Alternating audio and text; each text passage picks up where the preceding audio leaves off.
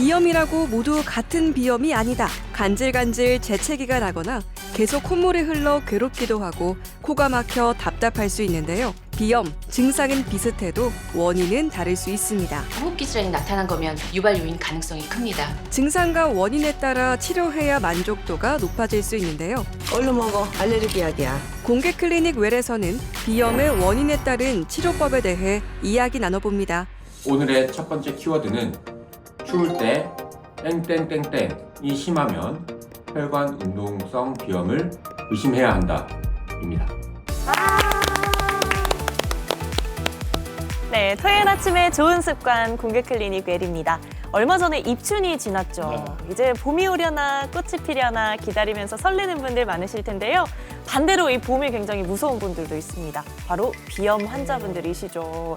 네, 그래서 오늘은 콧물, 또 나아가서 머리까지 아프게 하는 지긋지긋한 비염에 대해서 알아보겠습니다. 도움 말씀 주실 건강주치의 이비인후과 전문의 정재훈 원장님 모셨습니다. 안녕하세요. 네, 안녕하세요. 정재훈입니다. 어서 오세요. 네, 편안하게 숨 쉬는 세상, 콧물 코막힘 없는 세상을 꿈꿉니다. 이비인후과 전문의 정재훈입니다. 반갑습니다. 반갑습니다. 제가 또 고양이 알레르기가 있지만 10여 년째 고양이를 키우고 있는 집사 아니겠습니까? 이 콧물 나오고 재채기 나오고 이 괴로운 거 너무나도 잘 알거든요. 이거 보시는 분들 중에서 공감하시는 분들 많으실 텐데요. 그 답답함을 오늘 시원하게 풀어드리도록 하겠습니다. 네, 뉴스를 보니까 우리나라 비염 환자가 900만 명이랍니다. 그렇게 많아요? 그 안에 우리도 포함이 돼 있는 거죠. 그렇죠, 맞아요. 그렇죠, 그렇죠. 근데 보통 보면 뭐 고질병이다, 끝까지 못 고친다, 뭐 이런 얘기도 많고 그냥 반려 질환이라 가지고 우리와 같이 살아야 된다. 반려 질환. 우리의 어떡해. 식구다 이런 얘기들 많은데 오늘 네. 정재훈 원장님과 함께 비염에 대한 확실한 정보를 공개 클리닉 웰에서 제공해드리도록 하겠습니다. 맞습니다. 이 환절기만 되면 막 콧물이 나와서 이게 감기인지 비염인지 헷갈리시는 분들도 참 많으실 것 같아요. 원장님, 비염의 특징적인 증상 소개해 주신다면요?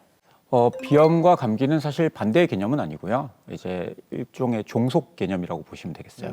그래서 비염의 종류가 상당히 많아요.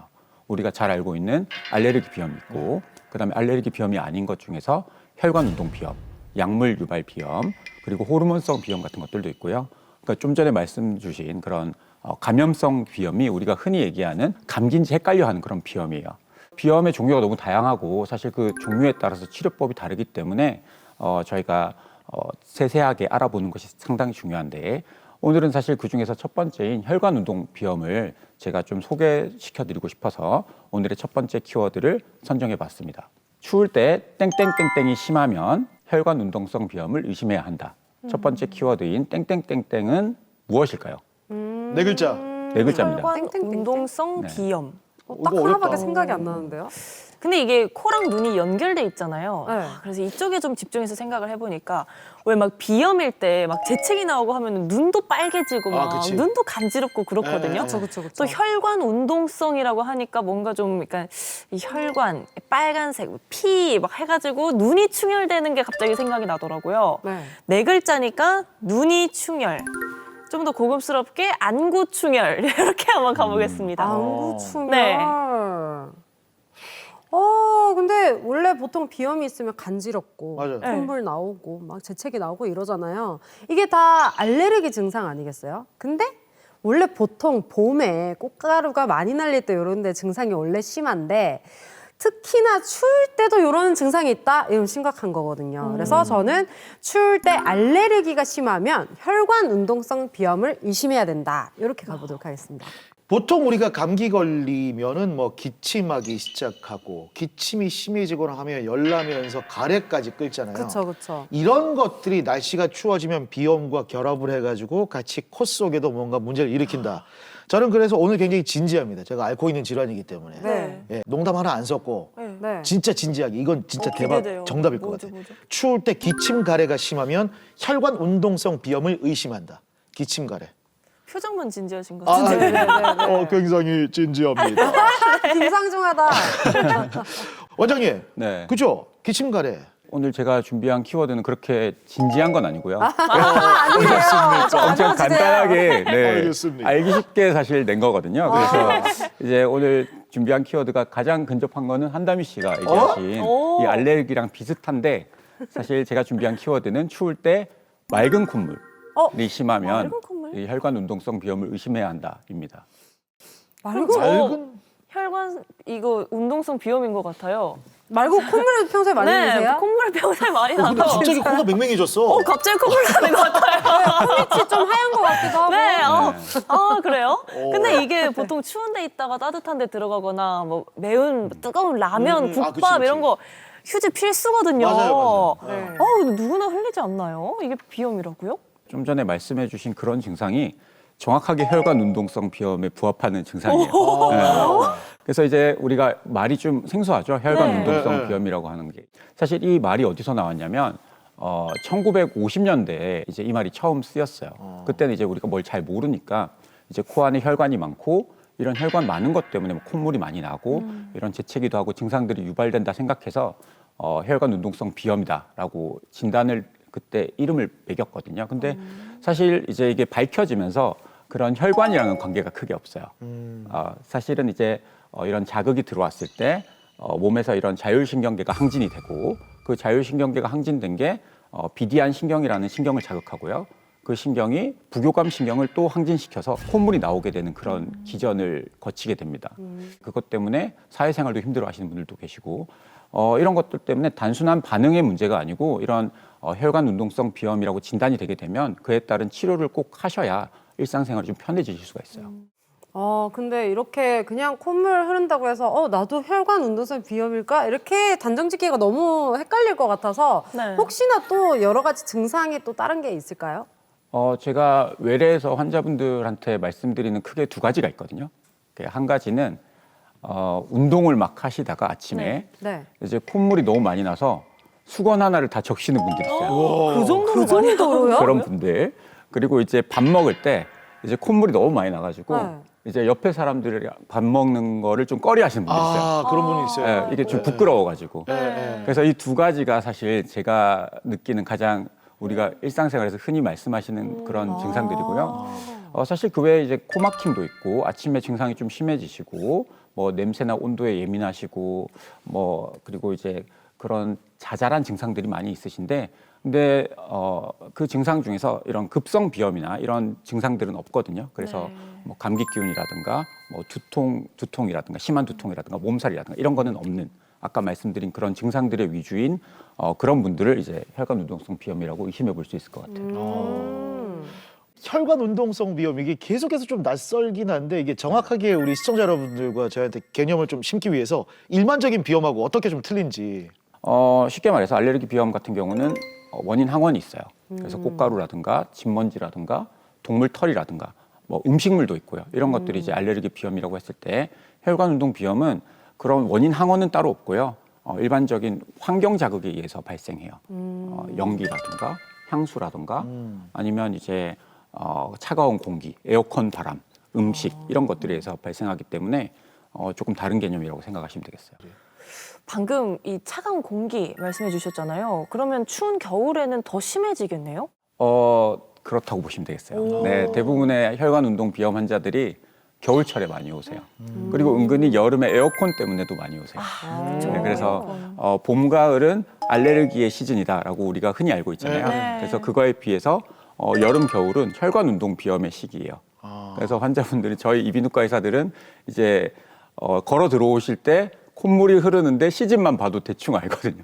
예, 그 정도로 좀 그런 게 다른데 차가운 공기, 에어컨 그리고 음식, 온도 변화, 스트레스, 냄새 이런 것들에 엄청 예민해요. 혈관 운동 비염이. 그래서 겨울철 이런 온도 변화, 계절 이런 거에 따라서 영향을 많이 받기 때문에 겨울철이 훨씬 더 심하다고 보시면 되겠어요. 그렇구나. 원래 비염 하면은 좀 유전되는 질환이다 이렇게 많이 알고 있는데 혈관 운동성 비염 이것도 그래요? 사실 밝혀진 게 많지는 않은데 네. 혈관 운동 비염은 유전과는 관계 없다는 게 나와요. 저희가 알레르기 비염 같은 경우는 이렇게 많은 연구에서 최근에는 이제 유전과의 연관성이 많이 드러나고 있거든요. 근데 이제 알레르기 비염도 유전과 환경이 다 복합적으로 돼 있지만 그에 비해서 혈관 운동 비염은 유전은 없고 다 환경의 영향을 받는다라고 나와 있어요. 그래서 그거는 조금 다르다 보시면 되겠어요. 그게 관리의 영역이라고 하잖아요. 영원히 앓을 수 있다 이거를. 근데 이게 꼭 치료를 하는 방법이 있는지, 그 다음에 이거 그냥 두면 어떻게 되는지 소개를 좀 부탁드립니다. 뭐 모두가 아시다시피 비염이 있다고 해서 뭐 죽고 살고의 문제는 아니라고 그렇죠. 생각은 하잖아요. 괴롭죠, 그냥. 네, 근데 당장 위험한 건 아니지만 사실 이게 삶의 질에 엄청 큰 영향을 줘요. 그 중에서도 제가 항상 말씀드리는 수면의 질에 영향을 많이 줘요. 네. 그래서 이제 코가 막히고 콧물이 나면 수면 유도 시간이 상당히 길어지거든요. 잠을 못 자는 거죠. 아, 그만큼 집중해서 자는 시간도 많이 줄어들고 맞아. 그렇게 되면 다음 날도 엄청 피곤하고 집중력도 떨어지고 직장에서 혼나고 공부할 때 성적 떨어지고 이제 다양한 악순환이요. 부수적인 것들이 많이 생기기 때문에 사실 콧물만의 문제는 아니에요. 콧물, 코막힘만의 문제는 아니고 다른 것들이 너무 많이 파급될 수 있기 때문에 그런 것 때문에 근본적인 치료를 하는 게 중요하다고 보는 거죠. 아, 어떡해요. 저 혈흔비 맞는 것 같아요. 혈관 운동. 여름비 별다 줄? 이거 어떻게 치료해요, 원장님? 네, 혈흔비는 혈흔비를 치료하는 방법이 사실 기존에는 네. 이제 완치보다는 조절이었거든요. 네. 그래서 이제 점막을 안정시키는 약을 쓴다던가 스프레이를 뿌린다던가 아니면 이제 자극을 줄이는 생활 관리, 뭐 코세척이라든가 이런 것들을 많이 하시고 그리고 필요할 때 이제 시술을 하는 경우가 상당히 많았어요. 그래서 개인별로 반응이 다 달라서 맞춤 치료가 계속 중요했었거든요. 근데 이제 이런 혈관 운동성 비염을 치료하는 새로운 치료 기법이 최근에 나와서 사실 그거를 오늘 소개시켜 드리고 싶어서 제가 나왔어요. 냉동 치료라고 하는 거거든요. 그래서 실제 냉동 치료를 받으신 분의 이야기를 오늘 좀 들려드리도록 하겠습니다. 화면으로 함께 보시죠. 콧물이 좀 흐른다고 해서 얼마나 불편할까 생각하는 분들이 계실 텐데요. 실제 환자가 겪는 고통은 상당합니다. 만성 비염, 만성 축농증, 그리고 콧물이 뚝뚝 떨어지는 거, 뜨거운 걸 먹었을 때, 그 세 가지가 이루 말할 수 없이 불편했습니다. 밤에 잘 때 코가 막히니까 입을 벌리고 잤습니다. 그 입을 벌리고 자니까 목이 마르겠지요. 그러면 아침에 눈을 뜨면은 목이 혀와 천장이 붙어가지고 이런 식으로 계속 숨을 못 쉴 정도지요. 코에서 목으로 넘어오는 이물질이 냄새가 이루 말을 못합니다. 아주 고약합니다. 1분 정도 걸릴거고 움직이시면 안 돼요. 아이고, 생각하지 못했던 문제까지 정말 많네요. 콧물과 이 비염으로 인해서 굉장히 많이 불편하셨을 것 같아요. 이분은 냉동 치료를 하셨는데요. 얇은 기구를 넣은 뒤에 아산화질소를 분사하게 됩니다. 순간적으로 급속 냉각되면서 과민해진 신경이 마비돼서 콧물 분비가 줄어들게 됩니다. 신경을 마비시켜서 콧물을 줄인다니 너무 신기한데요. 이제 한 달 되셨다는데 어떠실까요? 수술하신 지가 이제 한 달 넘었거든요. 예. 그래서 저희가 수술 전이랑 사진을 좀 비교해 봤는데 예. 수술 전 사진에서 곰팡이도 보이고요. 예. 그리고 비염도 꽤 많이 보이고 예. 이런 것들이 이제 특징적인 CT라고 하면 오늘 사진을 보시면 훨씬 더 많이 좋아져 있는데 이게 오늘 사진이에요. 예. 야, 꽉 막혀 있었는데 뻥 뚫렸습니다. 곰팡이 있던 거 완전히 깨끗하게 사라졌어요. 그래서 아유. 반대편이랑 비슷하게 예, 예. 지금 엄청 좋게 지금 잘 열려 있고 예. 뚱뚱하게 커져 있던 비염도 지금 많이 줄여놨고 예. 이런 것 때문에 지금 눈으로 콧물 나고 이런 거 별로 없으시죠, 그죠? 예, 예. 그래서 그런 거 많이 좋으실 것 같고 막힘도 많이 개선됐을 오라는 거라고 생각이 돼요. 비포 애프터나요. 확실하게 뻥 뚫려 있습니다. 오. 지인들하고 이야기를 할 때는 항상 이 화장지가 준비되어 있으니까 저도 모르게 콧물을 떨어질까 싶어 화장지를 미리 준비하고 네. 이런 게 지금 없으니까 네네. 이건 뭐 세상이 새로운 어떤 왜 진작 이런 네. 좋은 방법이 있었는데 네. 수술을 하지 않았나 이런 생각이 굉장히 후회스럽지만은 뭐 지금부터라도 네. 내가 좀 행복스럽게 살려고 합니다. 그리고 숨을 일이 원활하게 쉴 수 있으니까 네네. 정말 기분이 좋습니다. 그렇죠. 지인들하고 이야기할 때도 신뢰가 되지 않고 마음 편하게 이야기를 할 수 있으니까 대화를 할 수 있으니까 그게 참 좋습니다, 원장님. 환자 만족도도 중요한데요. 사실 이제 잘 아물었는지 저도 확인을 해야 돼서 내시경을 이용해서 수술 부위를 확인해 봤습니다. 점막도 너무 깨끗하고요. 예. 저희가 뒤쪽에 냉동 치료했던데도 상처 하나 없이 완전히 잘 아물었어요. 그래서 이거는 사람들이 수술했는지 잘 모를 정도긴 하거든요. 지금은 일단은 막힌 것도 뚫어놨고 그리고 이제 신경도 차단시켜놔서 콧물이 나는 기전 자체를 저희가 많이 줄여놨기 때문에 그대로 그냥 잘 컨디션 유지해서 잘 계시면 될 것 같아요. 예. 감기 안 걸리도록 조심하겠습니다. 네, 알겠습니다. 와, 환자분도 원장님도 만족한 수술 재발 없이 잘 관리하셔서 완쾌하시길 바라겠습니다. 아니, 코에서 목으로 어떤 그 아주 나쁜 건데 고약한 냄새 나는 그 이물질이 넘어오지 않으니까 그 이상 뭐 행복한 건 없습니다. 그리고 지금은 내가 이렇게 앉아서 이야기를 할 수가 있다 아닙니까? 제가 화장지가 없습니다. 지금 주머니에. 지금 이 앉아서 이야기를 못 합니다. 나도 본인도 모르게 콧물이 뚝뚝 떨어진다고 이게. 그러니까 뭐 팔로도 닦고 하여튼 뭐 그치 주머니 화장지가 없습니다. 그러니까 지금 이렇게 앉아서 이야기할 수 있다는 게 뭐 이상 무슨 행복이 있습니까? 저같이 이렇게 걱정하지 마시고 수술 받으심을 해서 한 달 후에는 한 3주 지나니까 완전히 뭐 이거 뭐 새로운 세상 그러니까 뭐 무슨 말로 내가 왕이 된 기분입니다. 예, 그러니까 아무 걱정하지 마시고 수술을 받으시라고 제가 권하고 싶습니다. 너무 보기 좋아요. 네. 근데 냉동 치료 이거 너무나도 생소한데요. 그냥 생각해 보면은 콧물을 얼려서 치료하는 건가 이런 생각도 들거든요. 얼려가지고 고드름처럼 땡. 그대로 뽑아버리나? 이게 도대체 어떤 치료예요? 피부과에서 사마귀 뗄 때도 냉동 치료하고요. 그리고 산부인과에서 자궁 경부암 치료할 때도 쓰고, 그리고 정형외과 같은 데서 통증 치료할 때도 냉동 치료를 해요. 그래서 냉동 치료는 비단 이제 이비인후과 냉동 비염 치료만 하는 게 아니고 다양한 냉동 치료 방법이 있는데 고드름처럼 얼리는 게 아니고 차가운 에너지를 사용해서 코 안에 과민해진 신경 부분을 부분적으로 이제 얼리는 거예요. 그러면 이제 그 신경이 잘리거나 손상되지 않고 그 부위에 있는 축삭이라고 하는 부분만 선택적으로 살짝 얼릴 수가 있어요. 그러면 기능만 떨어뜨리는 거거든요. 네. 제가 아까 말씀드린 그 부교감 신경을 이제 최대한 줄일 수 있는 거죠. 그래서 그렇게 되면 신경이 잘리는 게 아니니까 몸에 손상도 많이 없고, 그리고 이제 증상은 증상대로 줄일 수 있고. 기존에 이제 우리가 이런 치료법이 주위에서 그런 비디안 신경 절제술이라는 치료가 있었어요. 근데 그 수술의 단점은 뭐였냐면 그 수술을 하면 눈물이 안 날 수도 있어요. 콧물을 줄이는데 잘못하면 눈물까지 안 나는 그런 부작용이 있었었는데 이제 이런 냉동 치료는 그 신경을 자르는 것도 아니고 부분적인 신경만 이렇게 적용하기 때문에 그런 눈의 부작용도 거의 없고 그리고 치료 효과도 상당히 좋은 그런 치료라고 보시면 되겠어요. 지금 많은 분들이 그런 방법이 있구나라고 하실 텐데 누구나 다 받을 수 있는 치료입니까? 만 18세 이상 성인에서 가능한 치료예요. 그런데 이제 특히나 그 중에서도 나이가 조금 있으신 노인성 비염인 분이 가장 치료 효과가 탁월한 부분은 많고요. 예, 그리고 아까도 말씀드린 혈관 운동성 비염이 가장 적응증이 되겠어요. 근데 이게 차가운 에너지를 이용해서 예민함을 좀 떨어뜨려주는 방식이다라고 말씀하셨는데 네. 일시적이지는 않나요?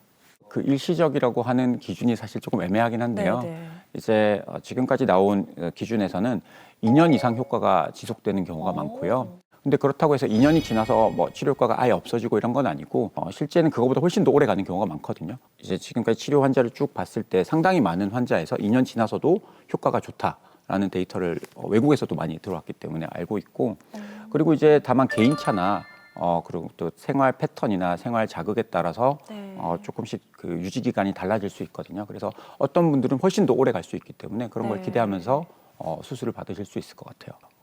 그렇군요. 그러면 혹시 나중에 증상이 또 재발을 한다면 그때 또 재수술도 가능한 거죠? 그렇죠. 당연히 이제 이런 냉동 치료 같은 경우는 신경 손상이 크게 없기 때문에 시간이 지나서 만약에 필요시에 다시 재발했을 때 반복적인 시술이 가능하다는 그런 장점을 갖고 있는 치료입니다.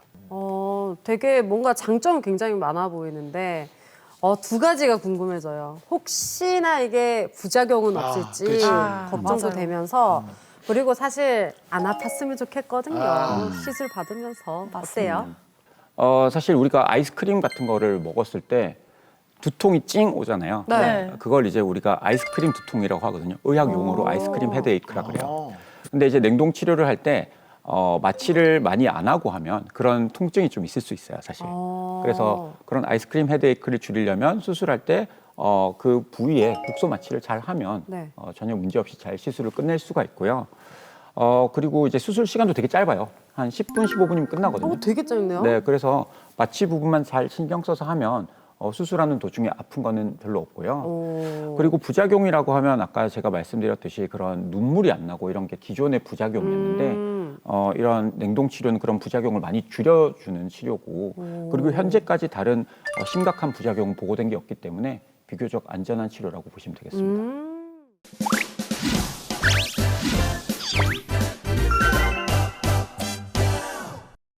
이번에는 비염에 대해서 잘못 알고 있는 상식을 꽁트로 풀어보겠습니다. 콩클 메디컬 지식 배틀 기다. 아니다. 자, 오늘의 첫 번째 이야기 함께 하시죠. 엄마, 우리도 강아지 한 마리 키우면 안 되나? 그 꽃동자 툴레아 진짜 귀엽대. 김철이, 나는 네 키우는 것도 힘들어 죽겠는데 뭘 또 강아지야? 내가 키울게. 됐다만, 니는 그리고 엄마가 10년 전에 그때 알레르기 있다고 난리치긴 거 모르나? 지나가는 고양이만 봐도 이렇게 재채기를 그랬었는데. 그러니까 고양이 말고 강아지 키우자, 강아지. 니는 고양이나 강아지나 그 동물털 알레르기 다 똑같은 게야. 안 돼. 아, 진짜. 엄마, 혹시 그 동물털 알레르기 아이가 비염? 동물털 알레르기 비염? 잘 모르지? 뭔지 잘 모르지? 뭐라노? 엄마는 생전 살면서 비염 뭐 이런 거 견적을 받아본 적이 없어요. 그래? 그렇기 때문에 나는 뭐 그냥 뭐 그건 아니고 뭐 모르겠다. 나는 어쨌든 틀만 아니면 된다. 아, 근데 틀만. 엄마 언제 검사 받았다고? 10년 전에. 아, 이거 안 된다. 10년이면 강산이 변한다, 엄마. 얘 정재영 변하나? 원장님께 검사를 받아보자. 그래서 동물털 알레르기라 하면은 내가 그냥 뭐 애견 카페를 갈게. 니보다 내가 10년 넘게 더 살았는데 야, 니 그냥 돈 많이 줄 테니까 카페 나가라. 맞지요, 원장님? 보통 증상이 있으면 네. 나는 비염이다 이렇게 생각하시는 분들이 많은데요. 비염을 어떻게 진단하는지 알려드리기 위한 준비한 문제입니다. 알레르기 검사에서 정상이 나오면 비염이 아니다, 비염이 아니라면 기다, 비염이 맞다면 아니다를 선택해 주세요. 저는 정했어요. 저도 정했어요. 저도요. 하나, 둘, 셋. 아, 다 아니다. 다 오렌지 군단이네. 원장님, 이거는 저희 시청자 여러분들과 저희를 너무 알러본 문제인 것 같습니다. 보너스. 제가 2년 전에 나왔었는데 그때보다 네. 패널 분들의 약간 지능이 많이 올라갔습니다. 그때는 지능이 낮았나요? 예. 그 전에 뭐 돌고래가 앉아 있었습니다. 정답은 뭡니까? 정답은요? 네, 정답은 네. 그렇지. 아니다. 이제 알로 보셨어. 부산 경남 700만 청취자 시청자 여러분들이 환호하고 있습니다. 다 맞췄어요. 다 맞췄어. 예. 네, 다 맞췄어. 네, 뭐 말씀 주신 그대로예요. 다른 비염들 엄청 많잖아요. 네. 그래서 우리가 알레르기 비염에 이제 일반 비염은 알레르기 비염이라 생각하니까 네. 알레르기 비염만 생각하고 아. 검사만 이제 해서 여기서 기다 아니다를 보는 건 아니라는 거죠. 그런 환자분들이 상당히 많아요. 그래서 저 알레르기 비염인 것 같은데 와서 검사해보고 싶어요. 그러면 보통 이제 저희가 피 검사를 많이 합니다. 네. 원래는 피 검사랑 피부 검사인데 네. 피부 검사는 이제 많이 이렇게 좀 네, 찌르고 맞아요. 해야 되니까 네. 불편해서 피 검사 한 방에 이제 뽑아가지고 보통 이제 108가지에 대한 항원에 대한 검사를 해요. 마스트 검사라고 하죠. 네. 그러면 이제 검사가 보통 하루 이틀 있으면 나와요. 근데 거기서 아무것도 안 나왔어요.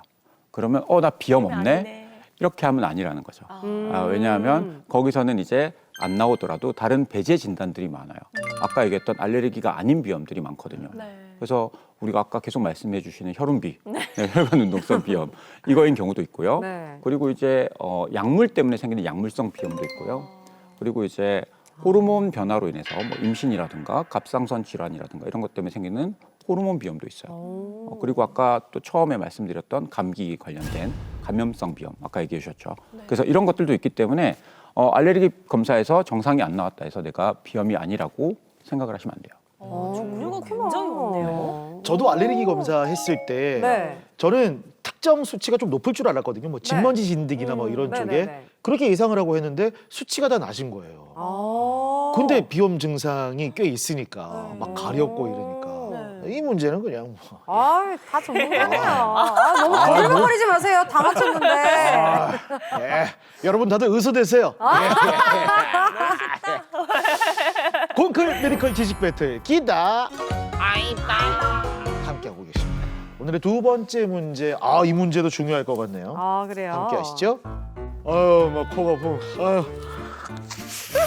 아이고 들어보라. 아 여보, 아 여보, 내 그 코스프레 좀 하고 나네 좀 죽겠다 지금. 그 맨날 뿌려 싸는 그 눈이 작아서 안 보이는가 봐. 내 눈이 내 큰데 어디 나? 너 빨리 가오나. 내 찍일라. 나 빨리 가오나. 빨리 가오나. 그거 뿌려야 된대 지금. 그렇게 맨날 몇십 년을 살아도 저렇게 물건을 못 찾는다. 좀 찾아주라. 어디 갔노? 있잖아요, 여기. 그거 가오나. 진짜 뿌리시는 거예요?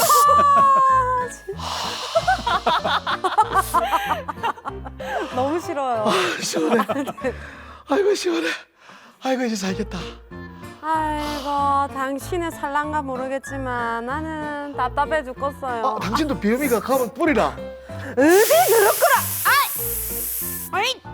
시원하지? 어디야 어느 콧구녕에 들어갔던 거는 누구한테 주노 지가? 네 콧구녕이나 내 콧구녕이나 뭐 부부는 일심정체인데 뭐. 들어봐라 추져봐라. 아이고 추적기는 아이고 참. 아니 그리고 여보 생각을 해보세요. 그 맨날 첫날 그런 거 뿌려대지 말고 근본적인 원인을 찾아가지고 치료를 해야지.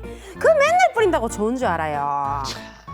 공개 클리닉 왜 좀 보더만 막 아이고 아는 척은 이게 이런데 그 제약 회사하고 선생님들이 만들어 나왔겠노. 고고정이를 사주시가 어우 시원해라. 이게 이게 코뚜로라고 하는 거 아이가? 그래 코 뚫리고 시원하겠지. 근데 그것도 자꾸 뿌리면 그 내성 생기고 몸에도 안 좋고 그 좋을 게 뭐가 있겠어. 내성이 왜 생기는 게 약국가 그 병원에 주는 건데 물어볼까 쌤한테. 내 말이 맞다니까 원장님. 뿌리도 되죠 이거? 저 매일 뿌리면 또 안 된답니까? 정말 사실 많이 물어보는 질문이세요. 네. 그래서 비염 있을 때 이렇게 코스프레이를 매일 사용하는 경우가 많거든요. 사실 네. 환자분들이. 그래서 사용하면서 이거 언제까지 사용해야 돼요? 이거를 저한테 많이 물어보세요. 그래서 오늘 퀴즈로 한번 준비해봤습니다. 네. 네. 코스프레이는 오래 써도 괜찮다. 기다 아니다. 네, 선택해 주십시오. 하나 둘 셋. 기다예요, 언니? 어떤 점 때문에 기다를 들었는지 야. 저는 어느 정도 알 것 같아요. 아 그래요? 두 개 중에 하나는 처방받은 거는 어느 정도 써도 괜찮다, 자주 써도 괜찮다라고 하는 걸 들었거든요. 근데 약국에서 구입하는 쉽게 구입할 수 있는 거는 이게 스테로이드 물질이나 이런 게 많기 때문에 많이 그죠. 넣으면 내성 생긴다고 들었어요. 맞아요. 혈관 수축제잖아요. 그 내성도 내성이지만 너무 자주 쓰면은 이 혈관이 약해져가지고 코피가 나는 경우도 제가 봤거든요. 예, 네, 예. 아무래도 안 좋을 것 같아요. 이런 탄탄한 원리를 가지고 있는데 왜 혼자 그렇게 기다를? 그래서 네. 저도 만성 정말 알레르기 때문에 고생을 정말 많이 했던 사람으로서 이게 정해진 용량이 있어요. 하루에 몇 번 이상 쓰지 마세요. 그런 기준이 나온 게 왜 있겠습니까? 그 기준을 넘어서면 당연히 내성 생기고 몸에도 안 좋은 성분이 생기겠죠.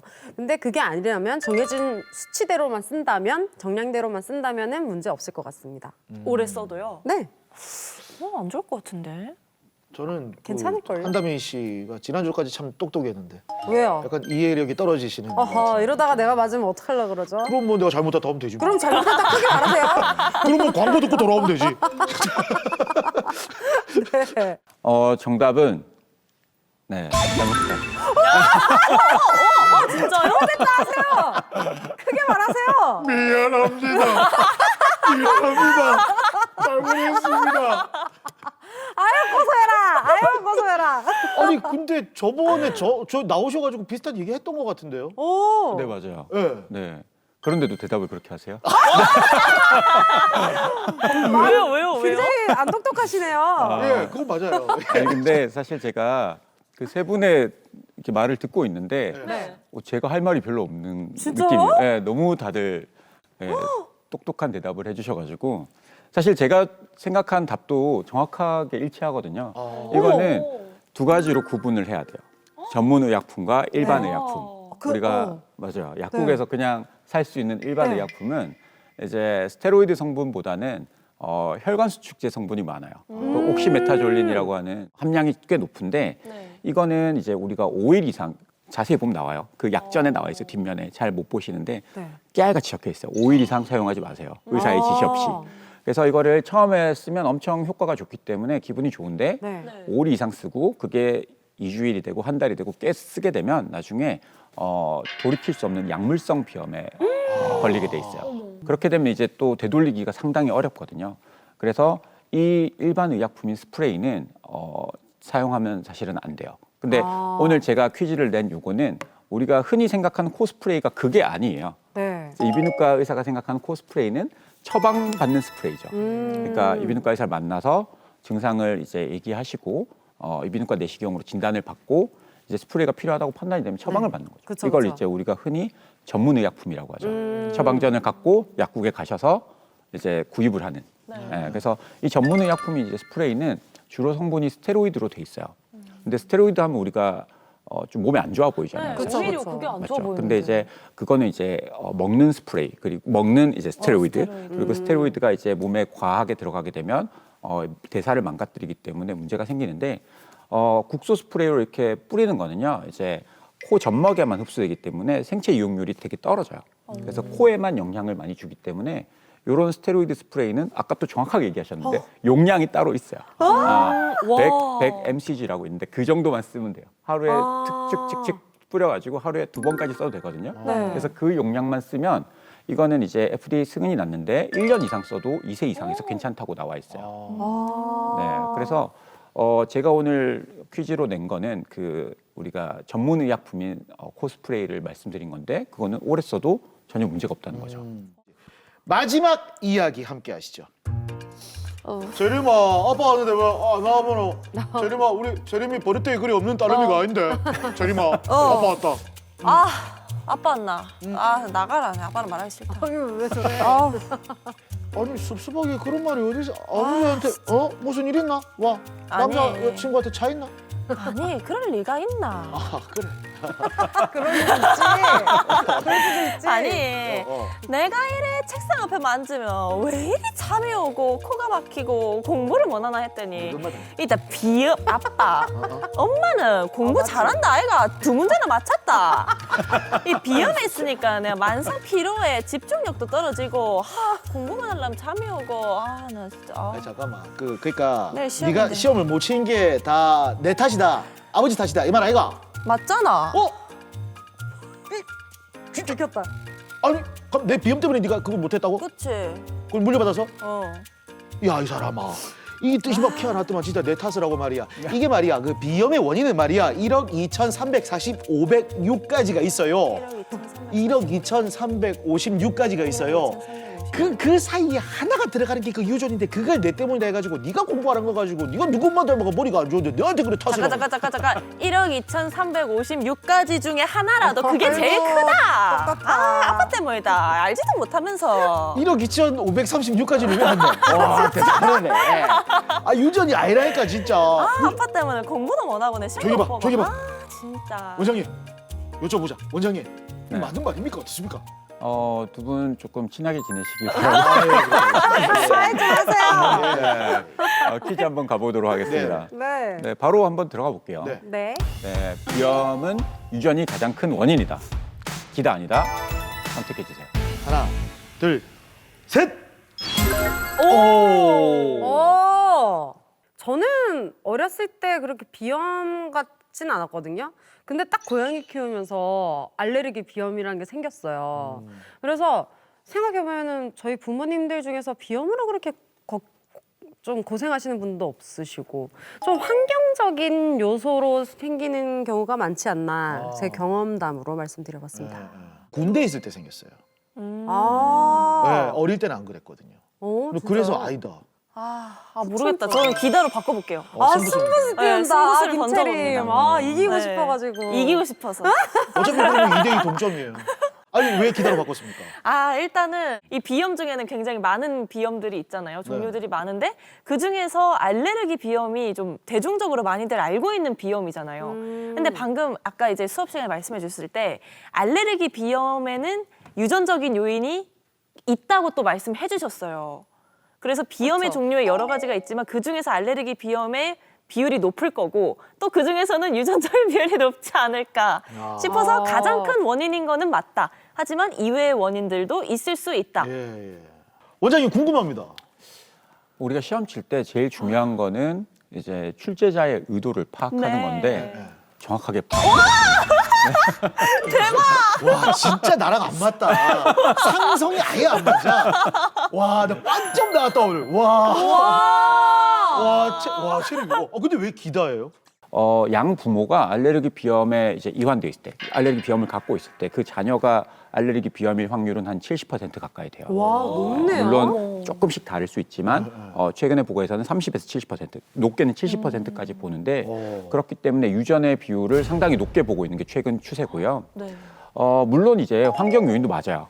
뭐 이렇게 군대 가서 생기시는 경우도 있고요. 그리고 이제 뭐 수천적으로 생기는 경우들도 상당히 많아요. 근데 그런 환경 요인들도 물론 중요하지만 그거보다 유전적인 요인이 요새는 더 큰 비중을 약간 차지하고 연구가 되고 있는 부분이고요.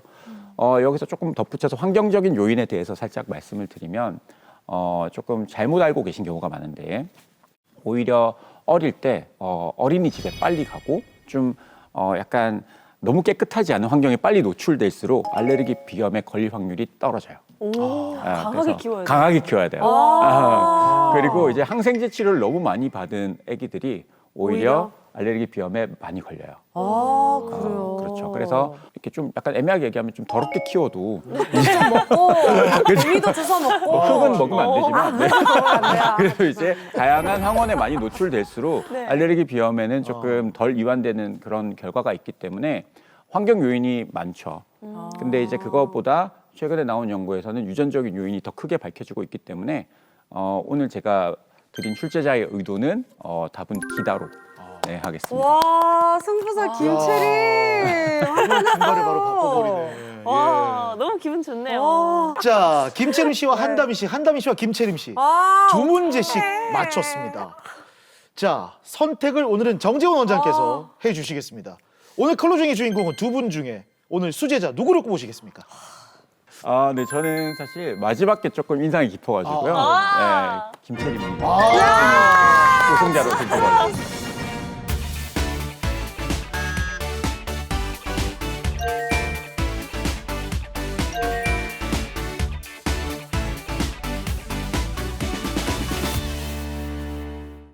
원장님 두 번째 키워드는 뭔가요? 네, 두 번째 키워드는 코막힘, 비각계 비대가 원인일 수 있다입니다. 뭐 기갑부대는 들어봤어도 그러니까요. 처음 들어봐요. 기갑계는 처음 들어보는데 이게 뭐예요? 비갑계를 기갑부대라고 처음 들었는데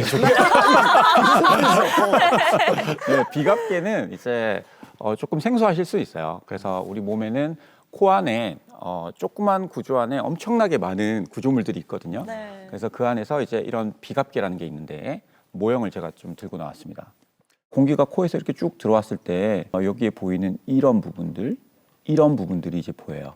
얘가 이제 비갑계 중에서 아래에 있다고 해서 하비갑계. 그리고 얘는 그거보다 위에 있다고 해서 중비갑계. 그리고 여기는 잘 안 보이는데 요 위에 가면 상비갑계라는 것도 있어요.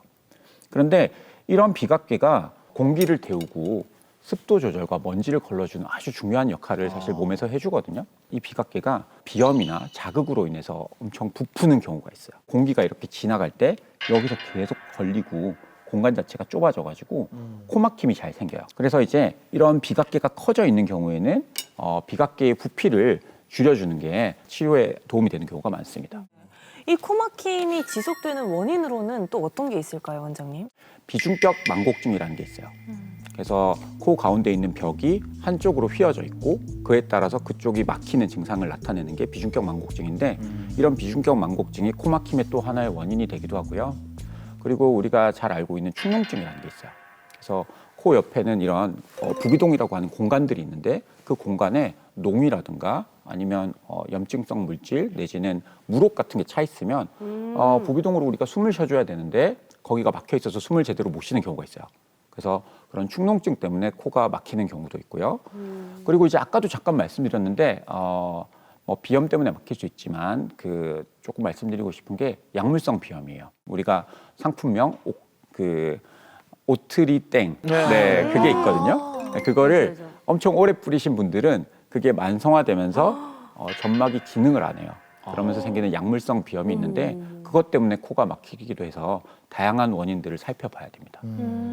그러면은 이렇게 코 막힐 때는 아까 그 영상으로 본 것처럼 그 냉동 치료 그 얼려가지고 고치면 되는 거 아니에요? 정확하게는 냉동 치료는 조금 코 막힘에도 효과는 있지만 콧물에 더 효과가 있는 치료긴 하고요. 그리고 이제 코가 막힌다고 해서 무조건 뭐 수술을 해야 된다 이거는 아니에요. 네. 초기에는 이제 우리가 약물 치료나 아까 말씀드린 그런 전문 의약품인 스프레이를 뿌려서 네. 좀 더 증상을 완화시킬 수가 있고요. 이게 이제 오랫동안 이런 증상들이 만성화가 됐을 때 우리가 만성이라고 말을 붙일 때는 12주라는 기간이 필요한데 12주 이상 이런 증상들이 지속되고 약물 치료에 반응을 하지 않다면 그때는 이제 우리가 수술적인 치료를 해볼 수가 있어요. 그 수술적인 치료는 하비각계라든가 중비각계를 줄여주는 비각계 축소 수술, 고주파를 사용한 그런 수술들을 할 수가 있고요. 그리고 코막힘과 더불어서 콧물까지 너무 불편하시다면 아까 말씀드린 냉동 치료를 같이 치료하게 된다면 콧물, 코막힘 두 마리 토끼를 같이 잡을 수 있는 그런 수술적인 치료도 할 수 있겠습니다. 이게 비각계가 코 구조물이잖아요. 네. 잘라내야 되는 거예요, 그러니까? 그런 생각을 우리가 1차원적으로 해볼 수가 있어요. 예. 그래서 죄송합니다. 단순한 소리 하는. 예, 어쩔 수 없어요. 예. 제가 돌고래라가. 자꾸 이게 제가 그렇게 해서 죄송한데. 솔직한 사람이네. 그래요? 이제 과거에는 이렇게 그런 수술들을 많이 했어요. 근데 요새는 아무도 그 수술은 하지 않아요. 이제 의료의 트렌드는 많이 바뀌거든요. 예전에는 맞았지만 지금은 아닌 경우가 많은데 비염 수술에 있어서 그런 하비각계 절제술이 딱 그런 경우예요. 그래서 하비각계라고 하는 거는 아까도 말씀드렸지만 뼈가 안쪽에 있고요. 바깥쪽에 이제 점막으로 둘러싸여져 있는 이런 구조물인데 이 구조가 점막이 하는 역할이 되게 많아요. 그래서 점막을 우리가 줄여줘서 숨쉬기 좋게 만들어주는 거는 우리가 맞는데 그렇다고 해서 이 점막 기능을 하는 점막 자체를 잘라내버리면 우리가 흔히 말하는 빈코 증후군이라는 게 올 수 있어요. 빈코 증후군. 그러니까 쉽게 말해서 내시경으로 봤는데 잘 뚫려 있어요. 근데 점막이 너무 많이 잘려나가서 기능을 하는 점막이 없는 거죠. 그래서 코는 뚫려 있는데 오히려 코가 막히는 그런 역설적인 상황이 생길 수 있는데 그런 걸 우리가 빈코 증후군이라고 하는데 그 가장 큰 원인 중에 하나가 과거에 과도한 하비각계 절제술을 했을 때 그런 게 생길 수가 있어요. 그래서 최근에는 그렇게 안 하고요. 다들 이제 이비인후과 전문의 선생님들은 다 비슷한 수술을 하시는데 이제 고주파를 사용해서 하비각계만 줄여주는 수술을 제일 많이 해요. 그래서 하비각계 안쪽으로 이제 줄여주게 되면 겉구조는 최대한 보존하면서 부피만 줄여주기 때문에 출혈도 적고 회복도 빠르고 퇴원도 바로 할 수 있고 일상생활 복귀도 빠르기 때문에 실제로 당일 입퇴원도 가능하고 그런 수술이기 때문에 최근에는 그런 방식의 수술을 거의 다 하고 있습니다. 실제 수술 과정을 카메라에 담아봤습니다. 화면으로 함께 보시죠. 왼쪽 오른쪽이 번갈아 가면서 코막힘이 있으셨고요. 그로 인해서 잠도 못 자고 두통이 있어서 불편했던 분입니다. 비염 때문에 항상 코가 막혀 있었고 그래서 이제 사실 입으로 숨 쉬는 게 좀 많이 불편했던 적은 있습니다. 잘 때도 아무래도 좀 컨디션이 안 좋을 때는 코로 숨을 못 쉬니까 잘 못 자기도 하고 집중력에도 영향이 있는 것 같고 제가 사실 또 운동을 많이 합니다. 운동을 많이 하는데 이제 숨을 못 쉬니까 코로 이제 사실 좀 불편한 점이 여러 가지가 있죠. 운동하면 숨이 얼마나 찬데 이게 또 숨을 제대로 쉴 수조차 없으면 굉장히 불편하셨겠어요. 원인을 찾아서 치료를 해야 할 텐데. 불편하신 게 이제 막힘이시잖아요, 그죠? 네, 그죠. 비염, 콧물도 있으시고. 네. 그래서 이제 만성 비염으로 알고 저희 병원 오셨는데 보니까 이제 내시경만 봐도 여기는 이렇게 하얗게 많이 두껍게 떠 있고 여기는 이렇게 뭔가 튀어나와 있고 이런 것들이 내시경에 보였고요. CT를 찍어 보니까 안쪽에 엄청 흐릿한 것들이 많이 보여요. 그리고 엄청 큰 덩어리 같이 이렇게 형성되어 있는데 이게 이제 우리가 흔히 말하는 비우성 비염이고요. 그리고 이런 것들이 이제 만성 부비동염, 축농증이라고 하는 거고 또 이제 이런 쪽으로 여기가 오른쪽인데 이렇게 휘어져 있는 걸 비중격 망곡증이라고 합니다. 비각계도 커져 있고요. 비중격도 이제 망곡도 있는 상황이었습니다. 오늘 수술은 저렇게 이제 기능적인 3가지 수술이 들어가는데 휘어져 있는 콧뼈를 가운데로 정렬하는 비중격 교정술이 있고요. 그리고 저렇게 물주머니가 커져 있는 느낌의 비염을 고주파랑 절삭기 같은 것들을 사용해서 줄여주는 비염 수술을 같이 할 거예요. 그리고 이제 안쪽에 계속해서 염증이 생기는 부위를 저희가 좀 긁어내주는 그런 축농증 수술까지 이렇게 하게 되면 수술 시간은 1시간 정도. 그리고 이제 회복하는데도 금방 걸리거든요. 얼마나 걸리는? 오늘 뭐 이렇게 마치 깨고 하는데 한두 시간 정도 걸리고요. 그리고 이제 한 일주일 정도 지나면 엄청 좀 개운하게 생활하실 수 있으세요. 알겠습니다. 네. 지금보다는 훨씬 좀 네. 나을 거라 기대됩니다. 당연하죠. 네. 지금 너무 안 좋은 상태이기 때문에 저 정도 구조를 가지고 계시는 분들은 흔하지 않거든요. 제가 좀 많이 심한 편인가요? 많이 심해요. 휘어진 것도 그런데 안쪽에 있는 콧살이 지금 너무 커져 있기 때문에 사실 코가 안 막힌 적이 한 번도 없어가지고 제가 그렇죠. 예, 양쪽 중에 둘 중에 하나는 항상 막혀있기 때문에 지금 사진상에서는 왼쪽이 좀 더 많이 심하세요.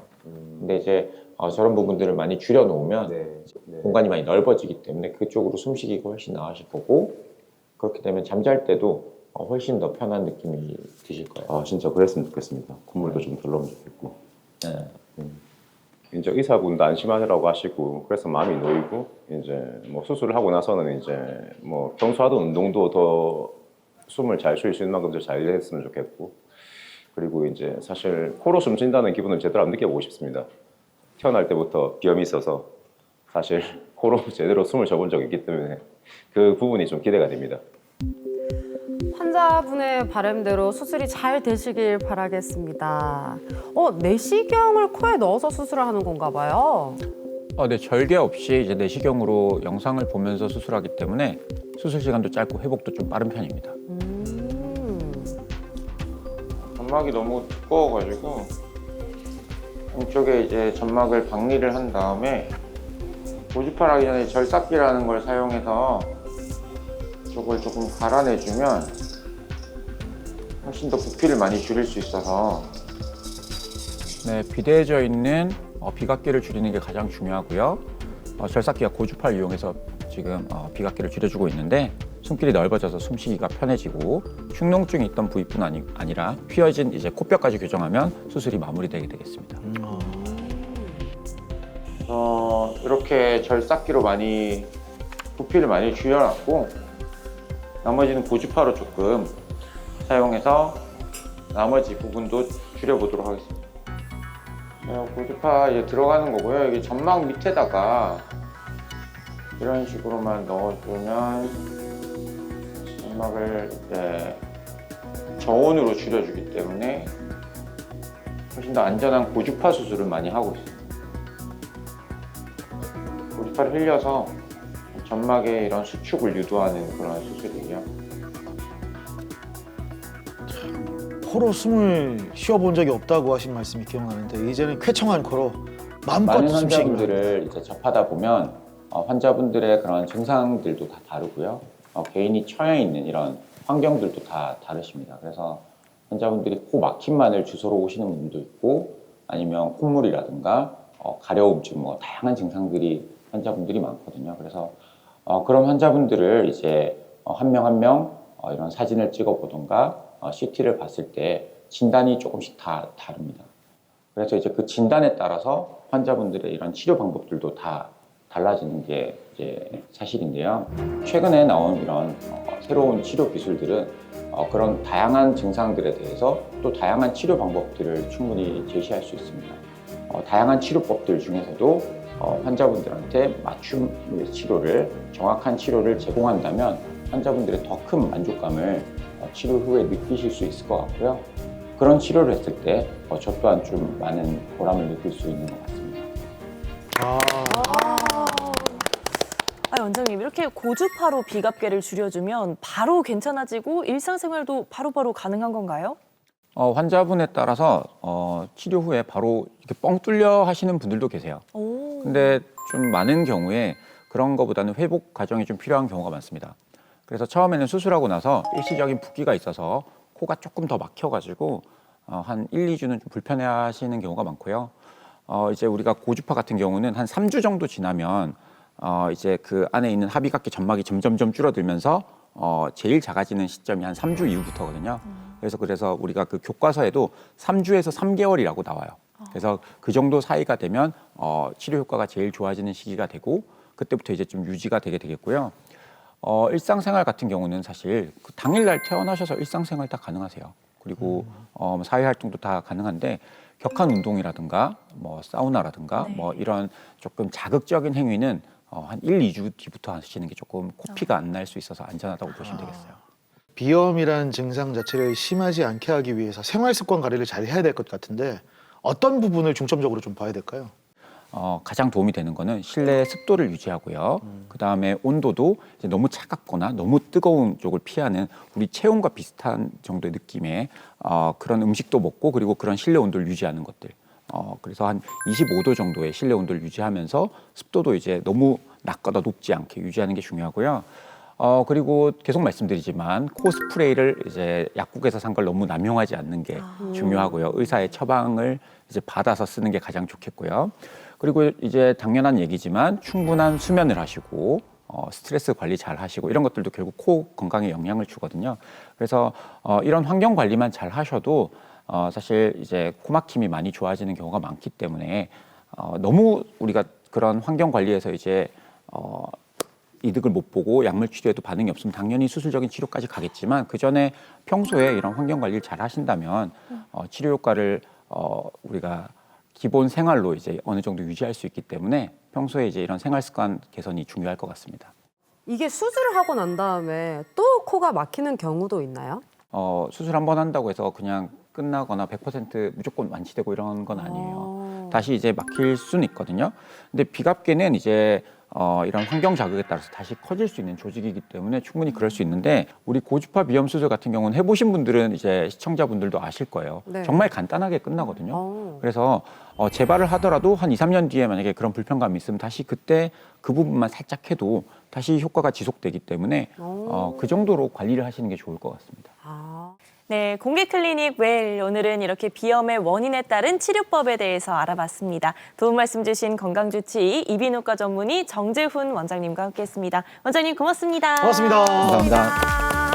네, 오늘 원장님께서 비염 예방을 위해서는 생활 습관이 중요하다는 말씀해 주셨는데요. 건조한 날씨가 계속되고 찬바람도 불고 또 4월까지는 독감이 유행한다고 하니까 마스크 꼭 챙겨 다니시면 좋을 것 같습니다.